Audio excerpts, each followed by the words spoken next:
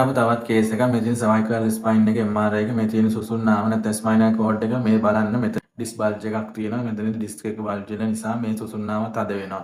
මෙයාට බෙල්ල කැක්කුම තියෙනවා. දකුණු අත දිග යන වේදනාවක් තියෙනවා. ඒ වගේම අඟිලි හිරිගතියක්, ඒ වගේම අනිනා වගේ දැනීමක් තියෙනවා. ඒකට විසඳුම යාලා කියන්නේ සර්ජරි කරන්න ඕනි කියලා. ඉතින් එයා සර්ජරි කරන්න කැමති නෑ. එයාට නිදා ගන්න බෑ.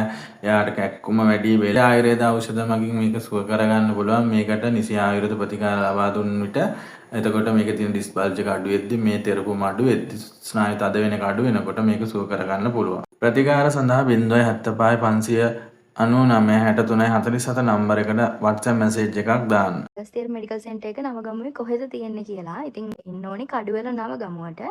නවගමුවේ දේවාලේ කිට්ටුවම තියෙනවා ඔයාට නවගමුව ප්‍රාදේශීය රෝහල. මැප් එකේ සර්ච් කරනවා නම් නවගමුව ඩිවිෂනල් හොස්පිටල් කියලා ඔයාට හරිම ලේසියෙන් ඒක හොයාගන්න පුළුවන්. නවගමුව හොස්පිටල් එක ඉස්සරහා තියෙන්නේ අපේ අගස්තියර වෙදමැදුර.